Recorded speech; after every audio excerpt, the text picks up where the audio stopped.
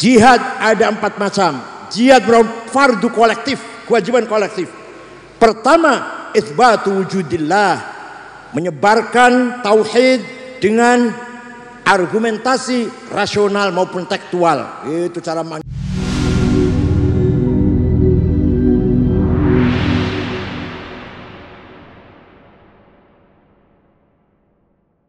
ini Fathul Mu'in nih. Faslun fil jihadi wa huwa fardu kifayatin marratan fi kulli am wa anwa'uhu arba'atun itsbatu wujudillah wa iqamatu syari'atillah wal qitalu fi sabilillah wa daf'u darari ma'sumin musliman kana aw ghaira muslim bil it'ami wal iksa'i wal iskani wa tamanid dawa'i wa ujratit tamrid. Masyaallah. Kiai mana dengan kiai ini? Pasal ini menerangkan jihad. Jihad ada 4 macam. Nomor 1 menetepakan anane Gusti Allah. Nomor 2 nglakoni syariat Islam. Nomor 3 perang. Nomor 4 wadaf udorori maksumin lan nolak kemlaratane wong kang direksa.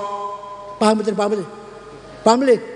Nolak kemlaratane wong kang direksa. Paham betul? Wadaf udorori maksum, nolak kemelaratan wong kang. Masya Allah, kiai. Nih, jadi mana gini cara gini. Jihad ada 4 macam. Jihad fardu kolektif, kewajiban kolektif.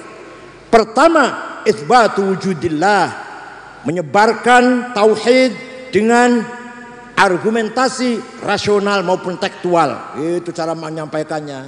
Wa iqamatu syari'atillah, mencoba disiplin beribadah. Iqamatus shalah, siam, puasa dan seterusnya. Wal qitalu fi sabilillah, mempertahankan hak negara. Memperkuat TNI supaya bisa mempertahankan keselamatan negara. Dan yang terakhir, wadaf udur maksumin, memberi perlindungan kepada seluruh warga masyarakat yang baik-baik. Itu artinya tuh wadaf udorori maksumin, memberi perlindungan, menjamin perlindungan kepada warga masyarakat yang maksum, yang baik-baik, bukan pelaku kejahatan, bukan pelaku kriminal. Bil it'ami, dengan kesiapan bulog harus perkuat. Wal iksa'i, dan pakaian. Wal iskani, dan rumah murah. Apa rumah murah? Rumah murah apa artinya? Rumah murah. Wa tamanid dawa'i, dan BPJS.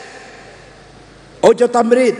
Walhasil Fathul Mu'in kalau yang menjelaskan kiainya mampu mengkontekstualisasikan takbir, insya Allah tidak ketinggalan walaupun pegangannya Fathul Mu'in. Itu namanya as-sarawatil hadariyah wa thaqafiyah. Pun singkat mawon. Yang nomor 3, kekayaan kita ada as-sarawatul syiariyah, kekayaan simbolik. Orang NU kaya dengan simbol, pakai sarung, pakai kopiah, simbol. Padahal belum jaminan kalau sarung sholatnya khusyuk, kalau kopiah sholatnya khusyuk, belum jaminan, belum, enggak. Siapa tahu yang pakai celana enggak pakai kopiah lebih khusyuk, siapa tahu. Apa kalau pakai sarung pasti khusyuk sholatnya? Apa kalau pakai sarung pasti soleh? Belum tahu. Tapi itu simbol kita, harus kita pertahankan. Sholat pakai sarung, pakai kopiah. Ada lagi, apa simbol itu? Apa? Tradisi. Baca barzanji, baca deba, baca burdah, maulid nabi, Isra Mi'raj, hal bihalal, nuzul Quran. Milik kita, bukan milik siapa-siapa. Bukan milik Muhammadiyah, bukan milik HTI, bukan milik Salafi, bukan milik HTI. Milik siapa? Milik kita semuanya. Oleh karena itu, alumni Babakan harus hafal barzanji. Kalau ada alumni Babakan baca barzanji masih baca, jangan diamplopin.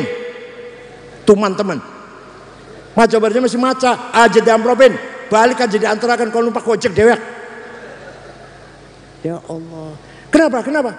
Karena itu milik kita. Kita harus meraksa, menjaga, melestarikan. Lamun langkah sing apal, siapa sing arep ngapal? Lamun langkah sing apal barzanji, siapa sing arep ngapal nang? Paham betul? Wa amma ta'ifatu thaqifan falam yuhsinu bil ijabati kirah wa urabi sufaha wal abida fasabbu bi alsinatin badiyah wa ramawhu bil hijarati hatta khudibat bid dima'i na'la thumma 'ada ila makkah hazina فسله ملك الجبال في إهلاكها ذوي العصبية وقال إني أرجو أن يخرج الله من أصلابهم من يتولاه عطر اللهم قبره الكريم. Hafal. Allahumma salli wa sallim wa barik thumma usra bi jasadihi wa ruhi yaqdatan minal maslahah habil asal qudsiyah wa urjaila samawat fara'ad fil ula wa qad jalla wa qar wa ala dan seterusnya apal-apalan. Itu baru khutbah Jumat. Khutbah Jumat, mimbar di masjid jangan dikasih buku khutbah, buang. Alumni babakan khutbah harus apal-apalan. Kalau masih baca khutbahnya jangan dipakai lagi, sekali itu saja udah. Paham betul? Masa pada kalau SAG alumni babakan salafiyah, salafi pada orang SAG yang keluaran ini, perguruan tinggi swasta, dosennya sering mencret, dia sering nggak masuk, bayar 20 juta di wisuda SAG. Apa bedanya keluaran salafi babakan dengan SAG? Khutbah hafal-hafalan, khutbah nikah hafal-hafalan. Alhamdulillah kiai-kiai banyak hafal khutbah nikah. Adik kula Ni'amillah, Ni'am apal khutbah nikah. Kiai Husain Al-Jainangun apal khutbah nikah. Khutbah gerhana, khutbah gerhana matahari, gerhana bulan, hafal-hafalan. Talqin mayit, hafal-hafalan. Manaqib Syabdul Qadir Jalani, hafal-hafalan. Kalau bukan kita yang hafal, apa Muhammadiyah persis suruh ngapal? Paham betul? Paham betul? Paham enggak? Ya Allah, harus hafal. Itu adalah apa? As-salawatu syiariyah, simbol kita semuanya. Ana marhabanan maulidan ONU itu berarti simbol, berarti oh ana wong muludan baca barzanji ONU itu berarti. Paham betul? Apa mana syukur-syukur, apal burdah syukur-syukur. Harus dihafal. Alumni salafi babakan harus hafal burdah. Apal betul? Apal betul? Wah, sing bocah wadon, alumni bocah wadon supaya cepat laris, cepat laku bawa bis tamat, apal burdah. Masya Allah.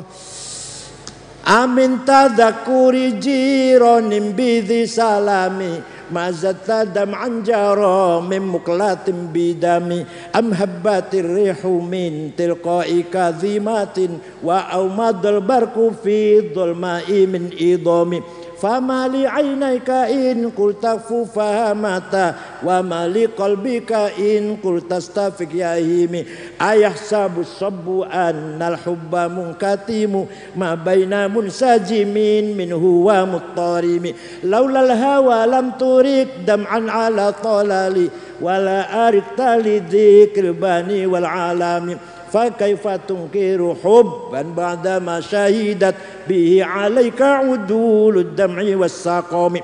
Kita mau dihafal nangkin laris insyaallah. Cepat laki bakal. Amin tadzakuri jiran bidhi salami. Kenapa engkau selalu menangis tiada henti-hentinya sampai air matamu bercampur darah? Apa karena engkau rindu pada perempuan yang ada di dusun di Salam? Atau karena engkau teringat suatu hari panas, angin bertiup kencang di desa Kadhimah? Atau engkau teringat suatu malam gelap gulita di desa Idham? Kenapa kamu kurus kering, gak enak makan, gak enak tidur? Pasti kamu lagi mabuk cinta, pasti kamu lagi rindu seseorang. Jawabnya, na'am saro taifu man ahwafa arraqani wal hubbu ya'taridul ladzati bil alami ya laimi fil hawal udri ma'dziratan minni ilaika walau ansata lam talumi. Na'am, memang benar aku lagi rindu seseorang sampai rasa rinduku menjadi penyakit. Tapi kalau kalian tahu siapa yang sedang kurindukan, pasti kalian akan memakluminya. Siapa sih yang kamu rindukan sampai nangis bercampur darah tiada henti-hentinya? Yang sedang kurindukan adalah Muhammadun Sayyidul ni wathaqalaini wal fariqaini min urbin wa min ajami nabiyunal amirun nahi fala ahadu abarra fi qawli la minhu wala na'ami huwal habibul ladzi likulli haulim minal ahwali muktahami. Apal burdah insyaallah urip ala barakatillah insyaallah. Paham betul? Singkat saja. Yang keempat, ini yang masih kita kurang. Tadi sudah diterangkan oleh Kiai Manaru. As-sarwatus siyasiyah. Kekayaan politik kita masih ketinggalan. Budaya kaya, kitab kuning kaya, berjanji kita miliki, burdah, deba, simtud duror, selawatan, tahlilan, manakiban, punya kekayaan kita itu, apalagi tadi, apalagi sosial, kaya, jaringan sosial, jaringan alumni, apalagi kitab kuning, Fathul Mu'in, Fathul Wahab, Iqna, Muhadzab, Majmu', Mahalli. Yang masih kurang kapital politik, ini yang masih kurang, masih jauh dari yang kita inginkan. Padahal dulu yang membangun politik bangsa ini para wali songo. Raja Cirebon siapa? Ya Sunan Gunung Jati. Raja Banten siapa? Ya Maulana Hasanuddin. Raja Demak siapa? Ya Raden Fatah. Raja Surabaya siapa? Sunan Ampel. Raja-raja itu Pak. Ya wali ya raja. Ya pegang agama dan pegang politik. Masya Allah. Sekarang ada kiai mengatakan, kiai nggak usah berpolitik. Goblok ente, Masya Allah. Wali-wali ku berpolitik. Kiai Hasyim Asy'ari berpolitik. Kiai Wahab berpolitik. Kiai Satori Al-Jinangun berpolitik. Kiai Amin Sepuh berpolitik. Kiai Abbas Buntet berpolitik. Ada sih ngomong kiai aja berpolitik. Goblok ya Allah, Masya Allah. Yang memperjuangkan hari santri siapa sih? Ya Nyun Sewu. Mohon maaf. Ya karena sikap politik. Pak Jokowi kampanye periode pertama.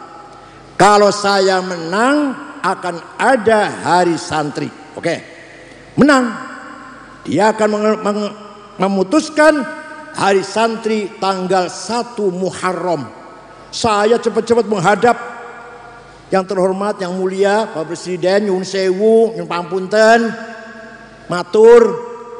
Kalau tanggal 1 Muharram, hari besarnya umat Islam sedunia, awal tahun Hijriyah, nggak pantas jadi hari santri. Kalau hari santri harus di mana hari? Di situ santri berperan besar dalam mempertahankan NKRI. Jadi tanggal nopo? Tanggal pinter niku? 22 Oktober. Nopo sebabnya? Saya terangkan. Suatu hari Bung Karno, Pak Hatta, Jenderal Sudirman mendengar akan ada datang dari Inggris namanya NICA, Netherlands Indies Civil Administration. Pasukan Inggris mau datang, mau mencari tentara-tentara Belanda yang masih ada di dalam penjara, yang dipenjara Jepang. Paham betul? Belanda ditawan dengan Jepang. Dan setelah Jepangnya kalah, lari sudah Jepangnya kalah Perang Dunia Kedua, tentara Belanda masih banyak yang di dalam penjara, yang dipenjara oleh Jepang. Maka dia katakan Netherlands Indies Civil Administration. Komandannya namanya Brigjen Malabi. Ya nggak apa-apa, silakan saja mau datang ke sini mencari tentara Belanda yang ada dalam penjara. Ternyata Bung Karno mendengar bahwa NICA yang dipimpin oleh Brigjen Malabi membawa alat perang, senjata berat, pesawat tempur. Ini bukan akan mencari tentara Belanda di dalam penjara, ini sih bukan ini. Pasti akan ngejak perang nih. Maka berunding 3 orang itu. Gimana? Dilawan. Harus dilawan. Yang lawan siapa? Wah, tentara capek. Baru berhenti perang sebulan setengah. Merdeka 1745. itu bulan Oktober, sudah ada berita seperti itu. Nembe sebulan setengah layaran perang, kon perang maning, aduh, males, pasti capek itu. Kalau gitu dikeroyok oleh rakyat. Bahasa Arabnya intifadah, apa? Dikeroyok, karo batu, karo batam, karo kayu, karo ketepel, karo apalah namanya ngeroyok. Bukan perang. Kalau perang seimbang.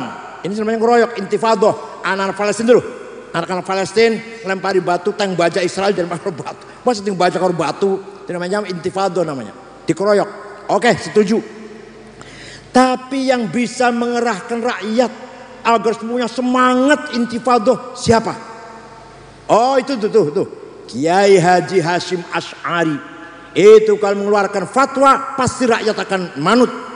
Maka Bung Karno, Pak Hatta, Jenderal Sudirman ngutus utusan menemui Hashim Asy'ari. Kiai Hashim, saya diutus presiden, wakil presiden, panglima besar minta fatwa pada kiai, hukumnya membela tanah air. Hukumnya bela apa? Apa tanah itu apa? Tanah itu apa? Lemah karo banyu. Dipaham lemah tanah air.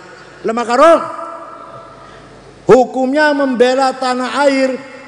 Kiai Hashim Asy'ari ngundang para kiai rapat ning Tebuireng tanggal 20 Oktober sampai tanggal 22. Keputusannya ringkasnya membela tanah air hukumnya fardu ain. Apa? Setiap orang wajib bela tanah air. Pada karo sholat 5 waktu wajib. Itu fardu kifayah, fardu ain.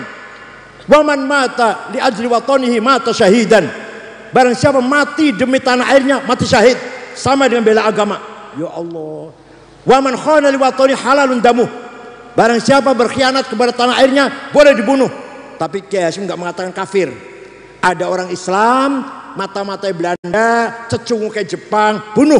Tapi enggak mengatakan kafir, enggak kafir enggak, tapi boleh dibunuh. Namanya apa namanya? Bugot. Apa namanya? Bugot. Enggak kafir enggak, hanya boleh dibunuh.